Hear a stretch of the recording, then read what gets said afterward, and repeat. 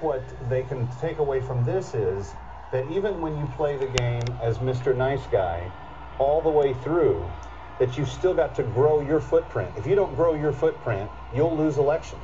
And that's what we didn't, that's what the Romney campaign did not do tonight. Tom, as you take a look at the Republican Party over the next the days and weeks and years to come, what kind of a discussion are you and your fellow Republicans going to be having? Well, I think you're really going to have to take a look at the numbers and really drill down. But, you know, the Republicans were able to keep pace on the money with the president. And so I think one of the big questions is, you know, how do we get back to fundamentals? Because a lot of money was spent on the air war, for instance. We're talking tens of millions, if not hundreds of millions of dollars put into television commercials.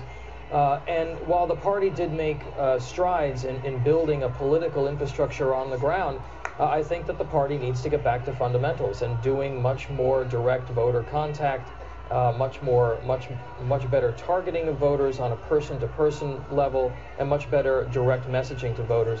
And that's something that's going to take time, and it's going to take leadership within the party to accomplish. You know, Tom, you're talking about dollars and so much money that was raised. An obscene amount of cash was raised by both of these campaigns.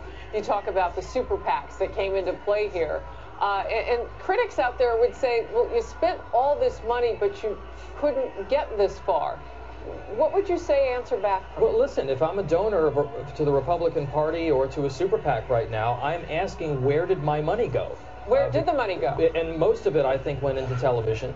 And frankly, people turned off their sets, or what happened? I'm a big believer that grassroots is the way to go. The old-fashioned politics, door-to-door politics that the unions have been have honed for decades on the Democratic side, is the type of thing that we've seen the conservative grassroots, the Tea Partiers, the evolution of the Tea Party, these other third-party groups do.